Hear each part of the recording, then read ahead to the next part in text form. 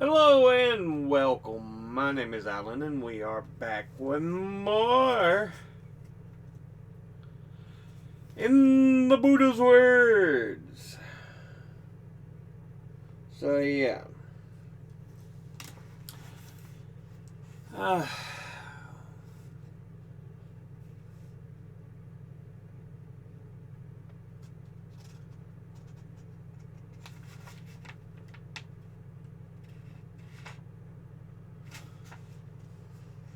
I already finished the first part of the second chapter.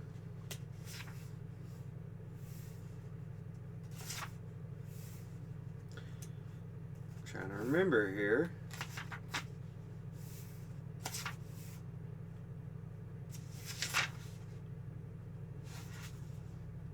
Human condition. 2, 3. Okay, no, we haven't yet. But with that done, let's hop into this. Part 4, without discoverable beginning.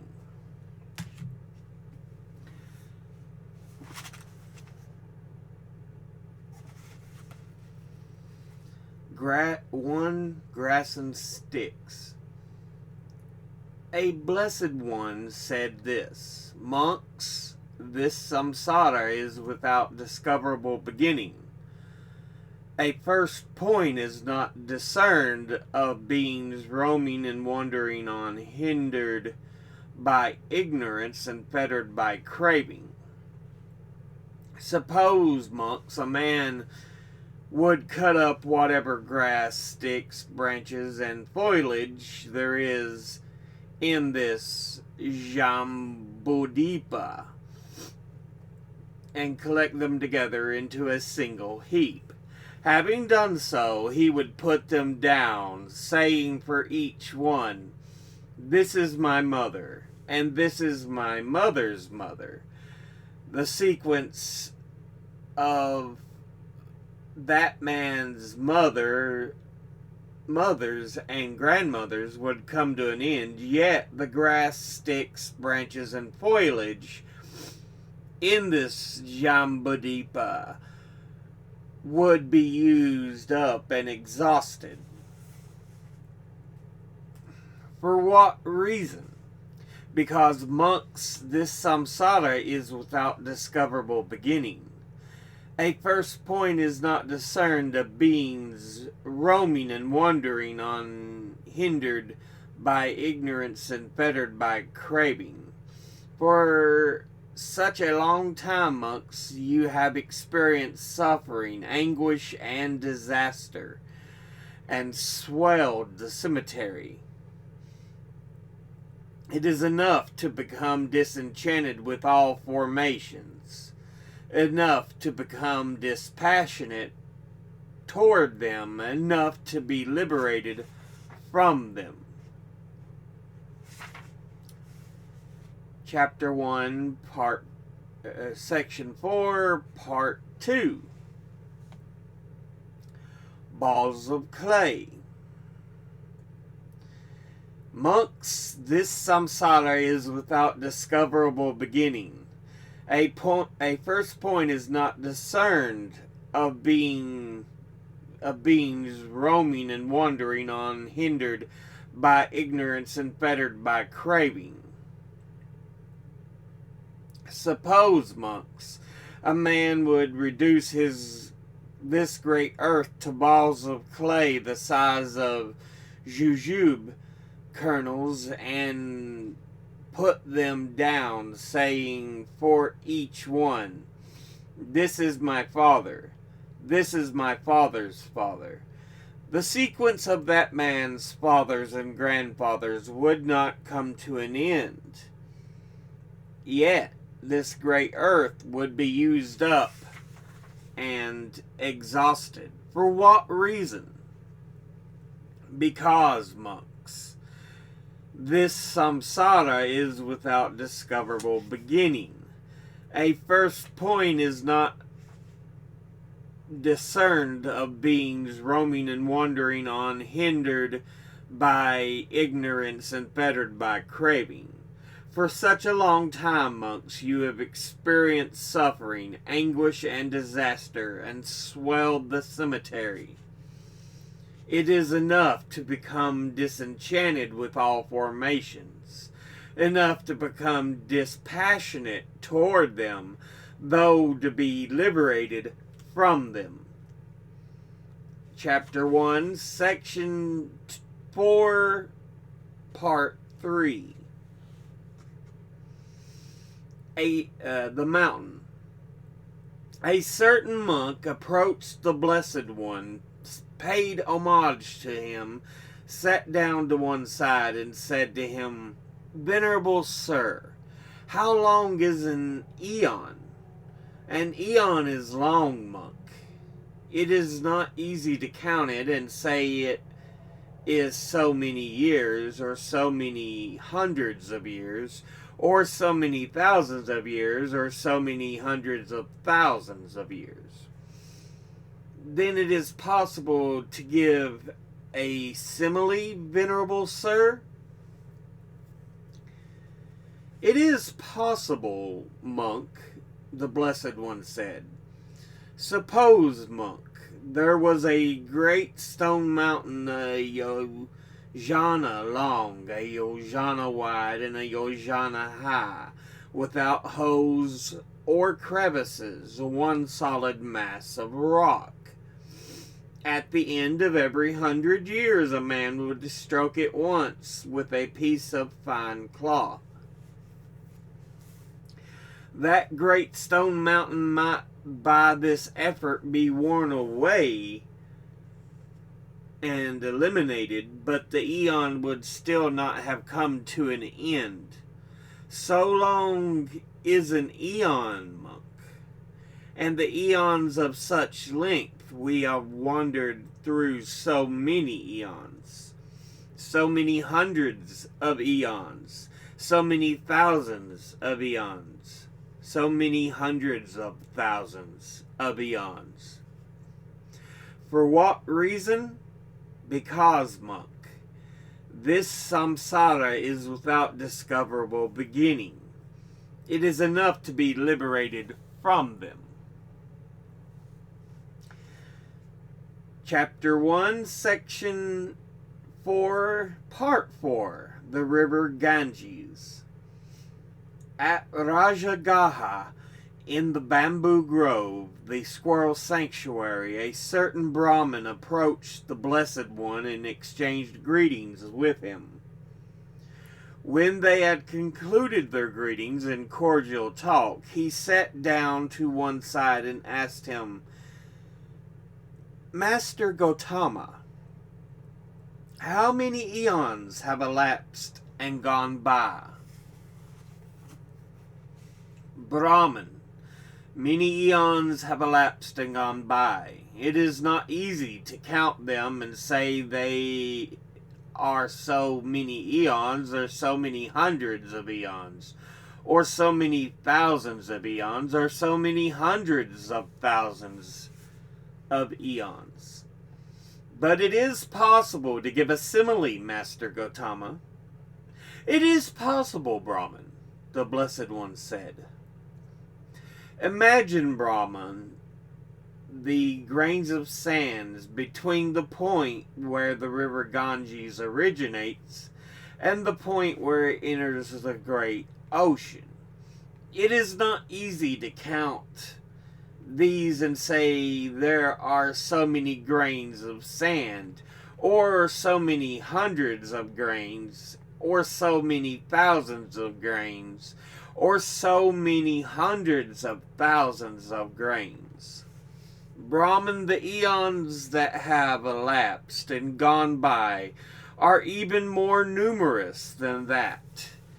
It is not easy to count them and say that they are so many eons, or so many hundreds of eons, or so many thousands of eons, or so many hundreds of thousands of eons.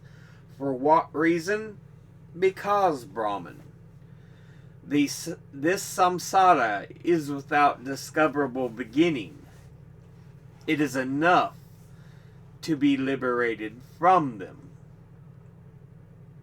Chapter 1, Section 4, Part 5. Dog on a leash. Monks, this samsara is without discoverable beginning.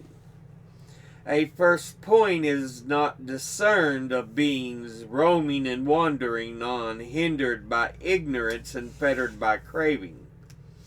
There comes a time, monks, when the great ocean dries up and evaporates and no longer exists. But still, I say, there is no making an end of suffering for those beings roaming and wandering on, hindered by ignorance and fettered by craving.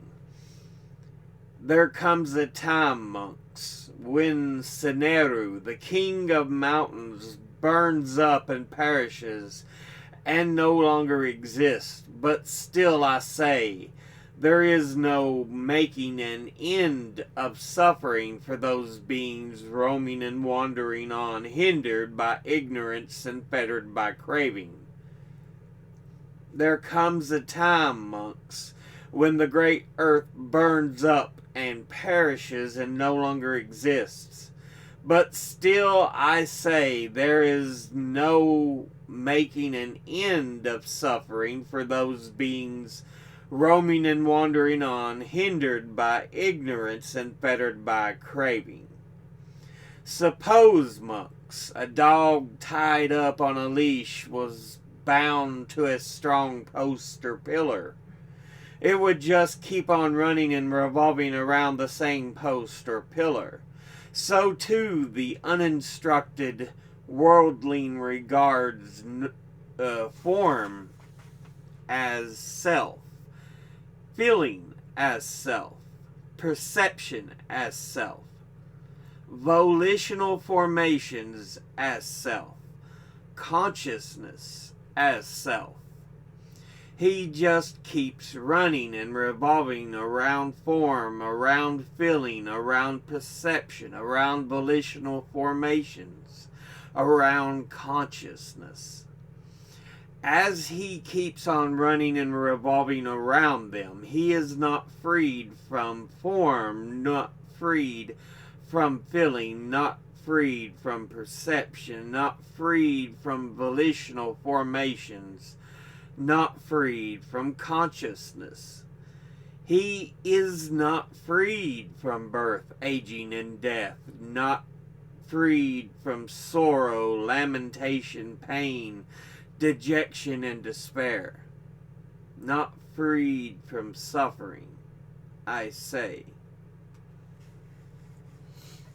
So yeah, that goes ahead and ends that particular chapter. But yeah,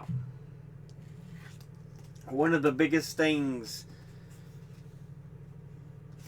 we see coming out is they always talk about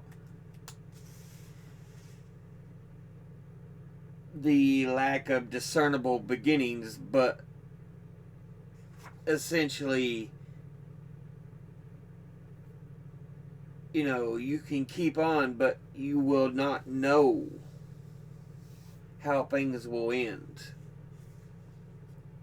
And they do this in several examples.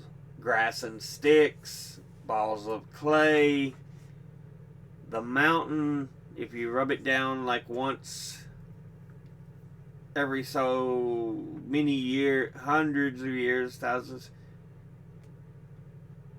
See, how long did he say it was? At the end of every 100 years, a man would stroke it once with a piece of fine cloth. Because even this will eventually wear something down.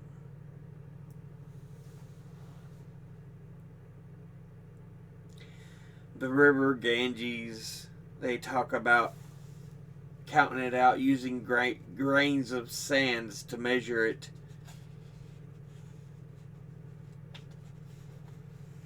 But yeah, this would still be such a task.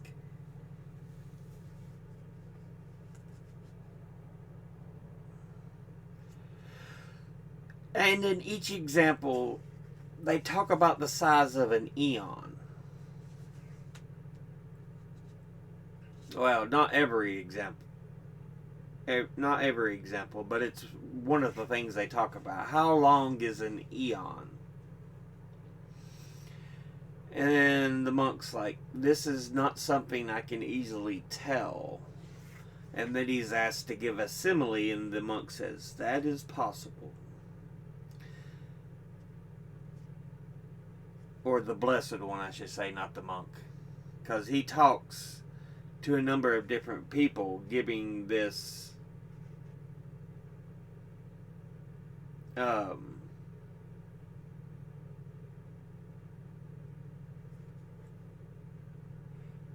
giving these examples.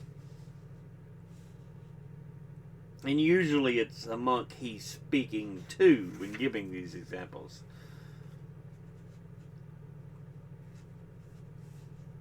And one thing we often see at the end, it's enough that we are liberated from them.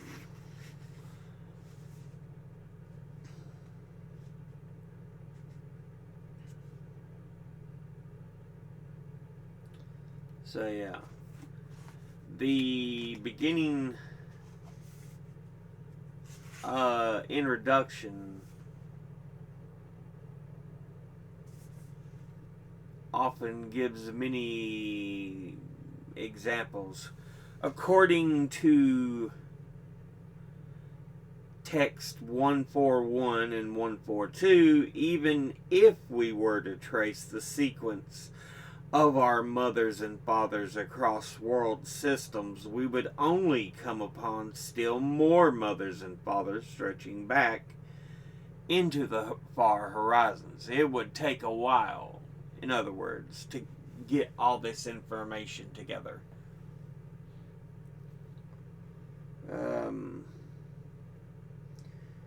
It says, moreover, the process is not only beginningless, but is also potentially endless.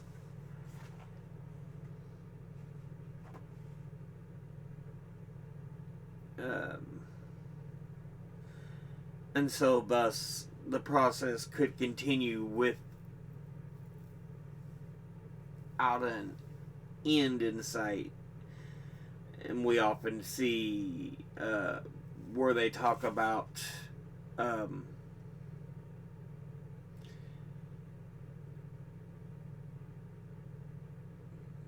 things being ignorant and hindered by ignorance and fettered by craving. With such setups, this could be a forever task, is what the introduction to the chapter is kind of pointing out.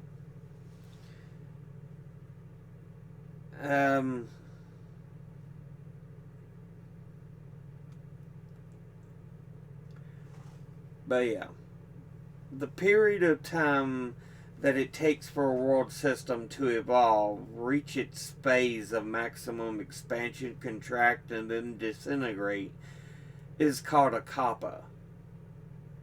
Sanskrit, kalpa, an eon. Text 143 offers a vivid simile to suggest the eon's duration, and 144 another vivid simile to illustrate the incalculable number of eons through which we have now wandered. And as examples, come on now, work with me, pages. 3 is talking about even how long it would take to wear down a mountain would not surpass an eon, even as long as it would take to measure the river Ganges with grains of sand, would not surpass an eon.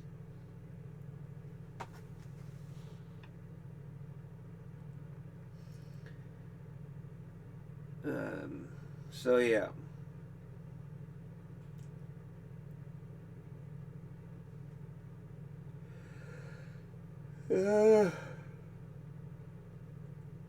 And finally, in 1 and 4, 5, the one about the dog, it's saying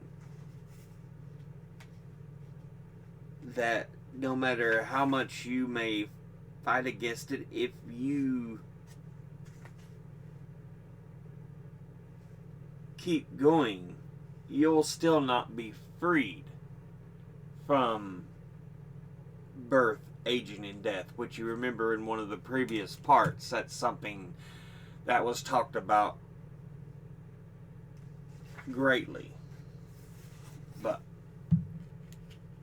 yeah, we'll go ahead and put our bookmark there.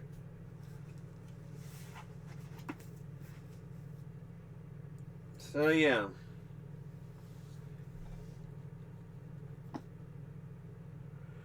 It's interesting to see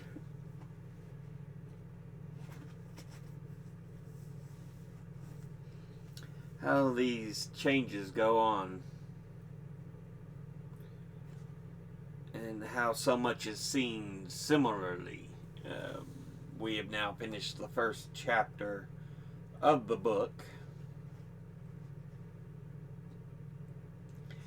and of course there's a lot of pointing out, certain things are inevitable.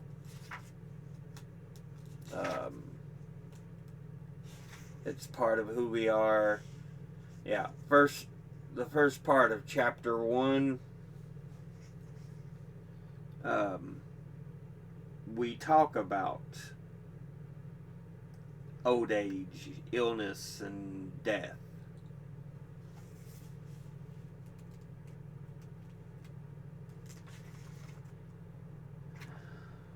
And yeah, they give many examples of how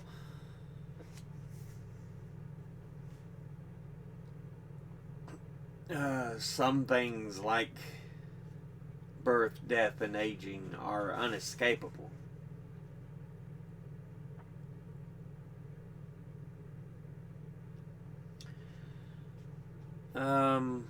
They talk about how some of the things in the world can be viewed and how they can change our views. They talk about conflicts and oppositions.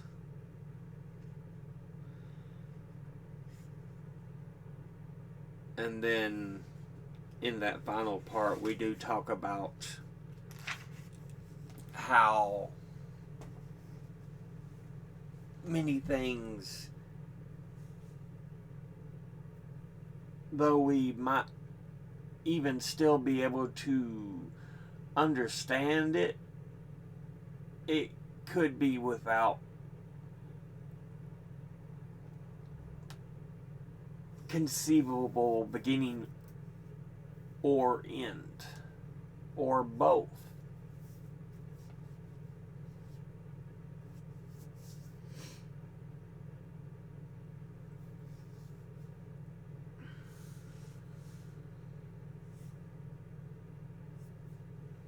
But yeah. But we'll go ahead and end this episode there. As always, educate thyself, think, read, study, learn. Someone tells you something you have trouble believing, ask them to cite their sources. Thank you all for watching. I'll see you all in the next one. Until then, later.